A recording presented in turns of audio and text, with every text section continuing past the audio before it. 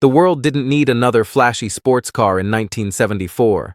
It needed something smart, something small, something honest.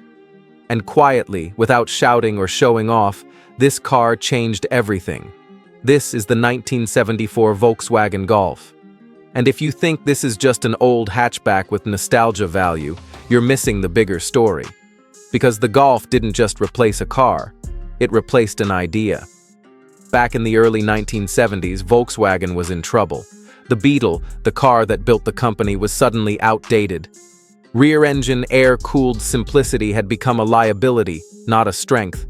Buyers wanted space, safety, efficiency, and modernity, and Volkswagen needed a reset.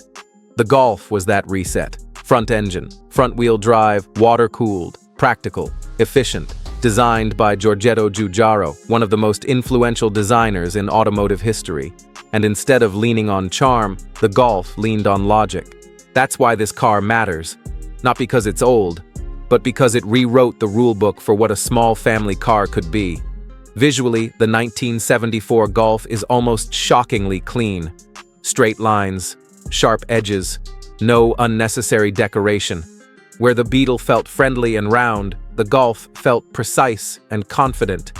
The upright stance, the large glass area, the short overhangs, it all served a purpose. This was a car designed from the inside out. It looks simple today, but in the context of the early 70s it felt modern, almost futuristic. You could see out of it easily. You could judge its corners. You could park it without fear. And there's a quiet honesty in the way it presents itself. No fake aggression, no pretending to be something it's not. Even now, nearly 5 decades later, it still looks right. Open the door, and you're greeted by an interior that feels logical. Everything is where you expect it to be. Thin pillars, a large windshield, upright seating.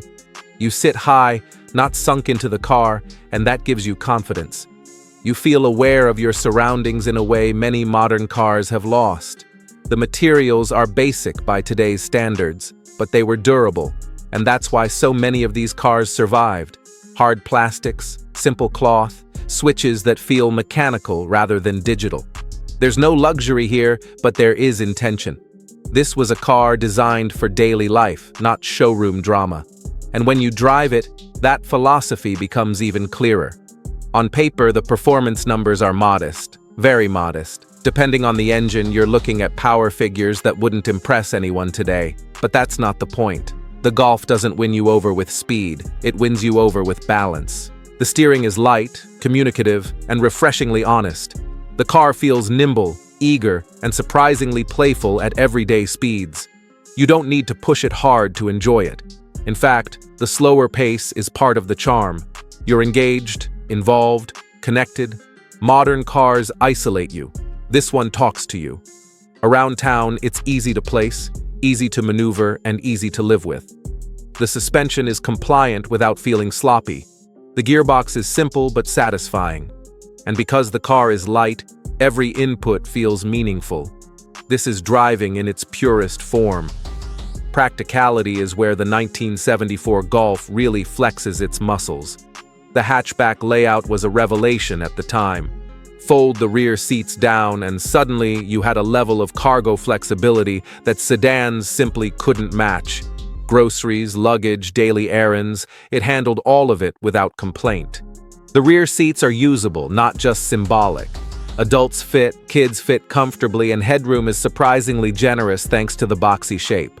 This was a true family car, not a compromise, and that's why it sold in massive numbers. Now let's talk about money. Because this is where the question gets real. Back in 1974, the Golf was affordable. It was positioned as a smart, sensible alternative to larger, thirstier cars. Today, things are different. You're not buying a 1974 Golf as basic transportation. You're buying it as a classic. Prices vary wildly depending on condition, originality, and market. A rough example might still be relatively accessible, while a well-preserved or restored car can command serious money, especially early models which collectors value for their purity. So, is it worth it? That depends on what you want. If you're expecting modern comfort, safety, and convenience, This is not your car. There's no power steering, no airbags, no driver assists. Maintenance requires patience, mechanical sympathy, and the right specialist. Rust can be an issue. Parts availability is generally good, but ownership is not plug and play. Fuel efficiency, however, is still respectable. The engines are simple, robust, and relatively inexpensive to maintain compared to more exotic classics. Insurance is often cheaper. Depreciation, almost non-existent if you buy well. In many cases, values are slowly rising. Compared to its period rivals like the Ford Escort or Renault 5, the Golf feels more solid, more refined, and more timeless. And that's why it's the one people remember. But there is a trade-off. You're trading convenience for character, speed for soul, technology for tactility. This car is for someone who enjoys driving, not commuting. Someone who values design and engineering over screens and software. Someone who understands that progress doesn't always mean improvement. If you want a daily driver that blends into modern traffic, avoid it. If you want a weekend car that reminds you why people fell in love with cars in the first place, this is a strong contender. So, is the 1974 Volkswagen Golf actually worth the money in the real world? If you're buying it as a tool, probably not. If you're buying it as an experience, absolutely. Because this isn't just the first Golf. It's the foundation of an entire segment. It's proof that smart design can outlast trends. And it's a reminder that sometimes the most important cars aren't the fastest or the loudest, but the ones that quietly get everything right. Would you own an original Mk1 Golf today? Or do you think classics like this are better left in museums? Drop your thoughts in the comments, and if you enjoyed this kind of deep, honest car analysis, make sure you stick around for more.